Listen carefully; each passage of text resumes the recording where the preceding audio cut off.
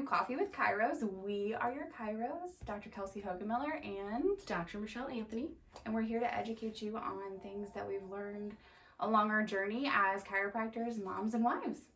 So grab your favorite cup of coffee, click the subscribe button, and join us with love and caffeine.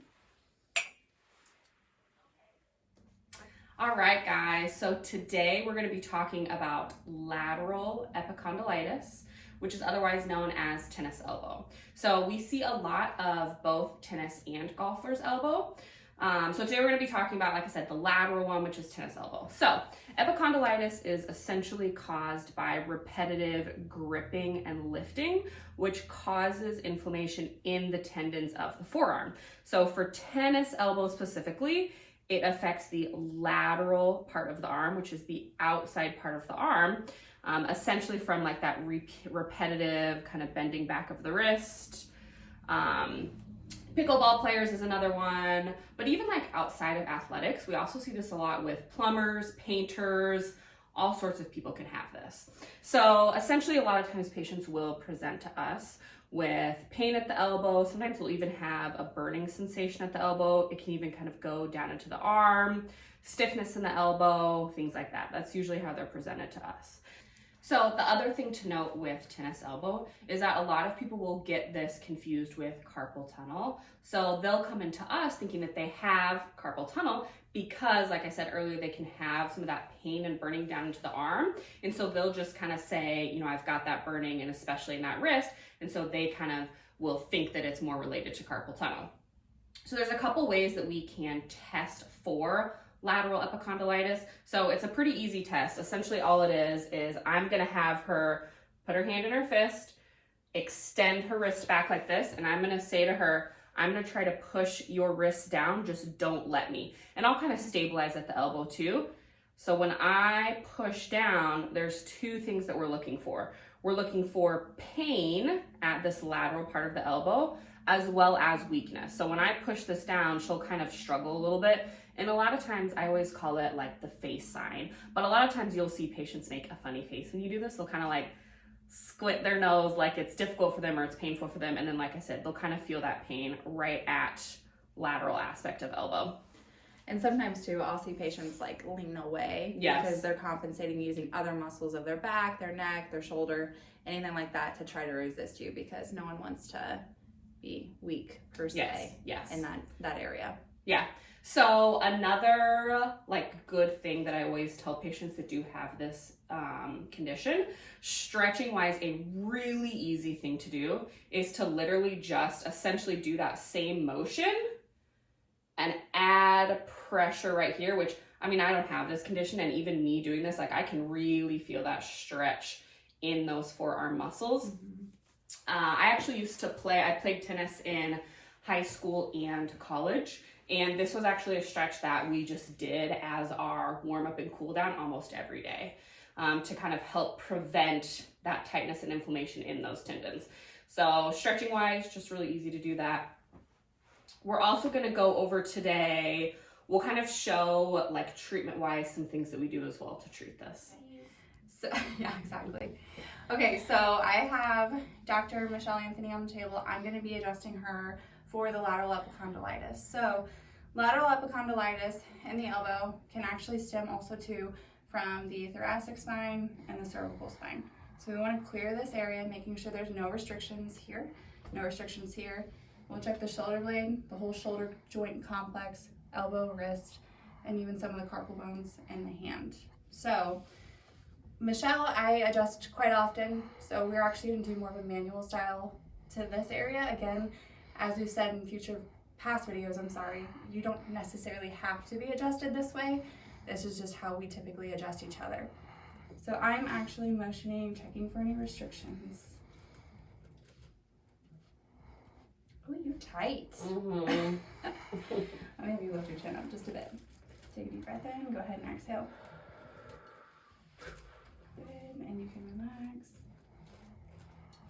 Same thing, deep breath, exhale.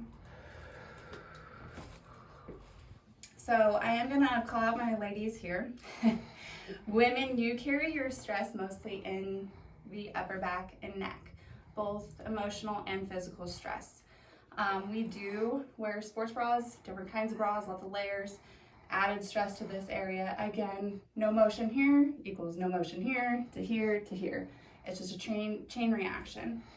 I'm actually going to go up to this junction here. This is a transition segment, so because it's a transition segment, there tends to be a lot of stress and motion restrictions in this area. So if this is stuck, again, it just disperses. All right, so again, just try to relax. Deep breath in, exhale. Good.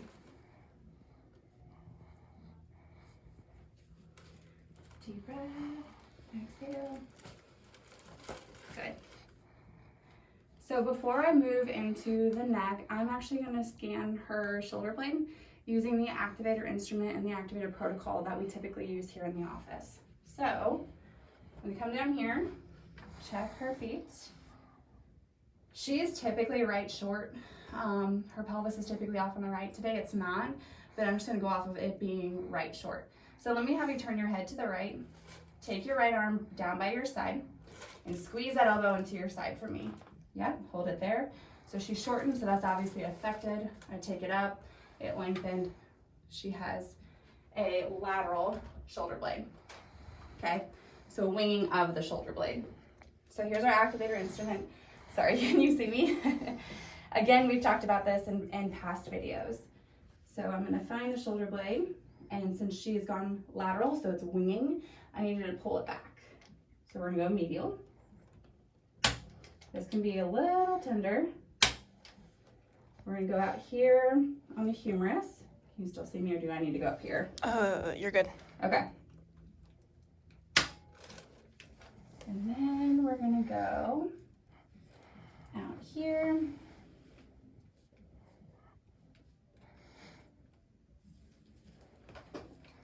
So this is actually perfect scenario here.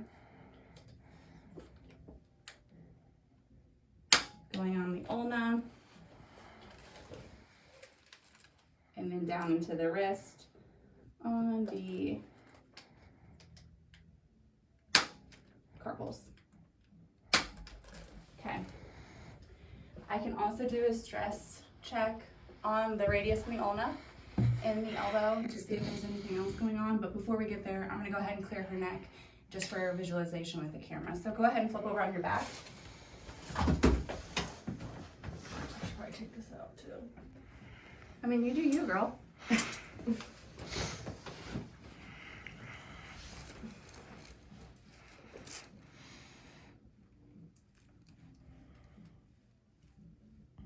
Ooh.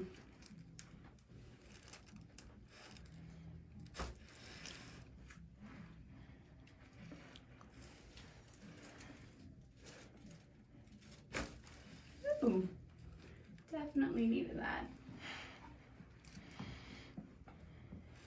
Okay, so some of the other things that we would do here in the office, we did the adjustment. Now I need to do a lot of soft tissue because, again, like Michelle explained earlier, it's a combination of the two. It's a joint restriction and then overuse, the joint not moving like it should be, and so the muscle gets super mad and inflamed and shortens, and then we've got pain behind it. So soft tissue technique, one of the biggest ones we do for lateral epicondylitis is Graston. We have a variety of different tools in our office for the Graston. I think there's 6 altogether. We're gonna show the very aggressive, severe tools here. This is probably Michelle and I's favorite one. This is also the meanest one. So each one of these tools are patented to have the correct weight, the correct angle of the beveled edge, all made of stainless steel tools, okay? This one is probably the most aggressive because this is where the beveled edge is. It has a very small surface area, so it hurts the worst. But it's the best to get in yeah. So lateral epicondylitis, you can feel the ulnar groove. A nerve goes through there. So when we hit that groove, you're gonna feel as if you've hit your funny bone per se. But all in here, these muscles here get super tight. We're gonna break those up at every which angle we can move.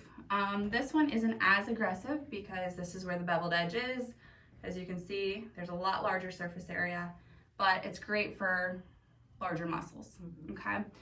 We also have, like I said, 4 other tools in the office. These are just ones that we typically use a lot, especially in this situation.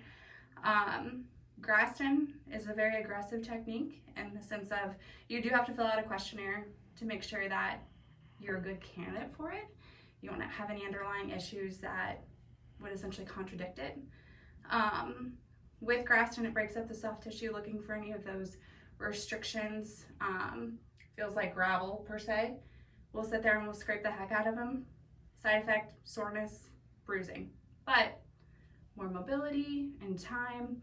Obviously after it, you want to increase your water intake and you want to ice the area. And then next, we will also move on to taping. Taping is another modality we'll use here in the office. It again depends upon, I would say, your situation and the severity of it. Okay, so today we're going to show you one of the many patterns that we actually utilize in the office to tape for the lateral epicondylitis. So Gabby here is going to be our model. What I'm actually going to have you do, I've pre-cut all the tape, and that's again something we'll do in the office whenever you're here.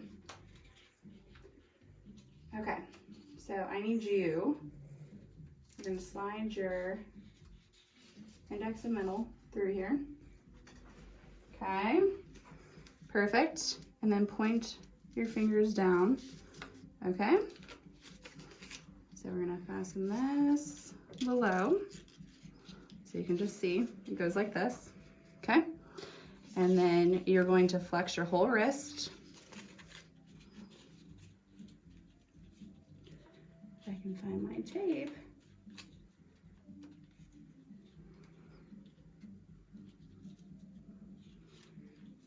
Hold that thought. Okay. Yep. So you're gonna flex this wrist, keep your fingers pointed downward. I'm only gonna take out about 10% instead of the full. So here's 100, here's about 75. We're only gonna do about 10%, so keep it in that flex position as we're trying to go to this lateral epicondyle. So we're pulling it across, in which it just goes directly over it. Okay, how you doing, you okay? Yep. All right, so I've got another tape that I've cut with little processes off of it, just as a reinforcement over that lateral epicondyle. So we're gonna anchor it down to different colors so you guys can see.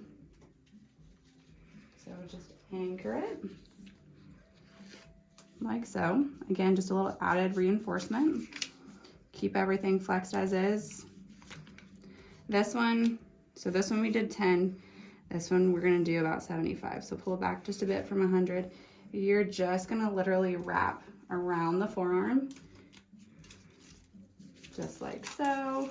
Same thing with this one. There's no particular pattern. It's again just that added reinforcement to that lateral epicondyle. So pull 100, pull it back a little bit, and then wrap. Okay. So glue is activated via friction, heat. You can actually keep your tape on for about 3 days, sometimes even longer, just kind of depends upon your tissue, your skin. If you sweat a lot, you know, obviously it'll come off probably a little bit sooner than that. Make sure you don't have any lotion on the skin prior to applying the tape, else it won't stay as long. You are totally fine to shower, take a bath with it. If you feel that, you know, a part is coming up a little bit, try to put it down. Use heat, friction to get it to adhere again. Whenever you do take tape off, this is a very important thing. I don't want you to learn the hard way. So let's pretend this piece of tape is pretty well coming up on her. When you pull it off, do not rip it off like a Band-Aid because you can actually pull up some of the tissue. What you're actually going to do is as it's peeling up, you will actually pull your skin away from the tape as you are taking it off to avoid any kind of irritation to the skin, and also, like I said, pulling some of the tissue up, okay? Now, we did go around Gabby's fingers and on the palm. If you sweat a lot, this may be a problem, or if you lift weights, you golf, you do tennis, anything like that to where you're using the palm of your hand quite often, we'll tape this different to where we won't go over the fingers here, okay? And that is how you tape for lateral epicondylitis. Cool.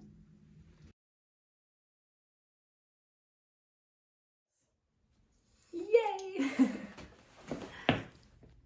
Pause. Ew, my voice. Go. Are you recording? Yeah. So click the subscribe button. Subscribe and sit back. Join us on this journey.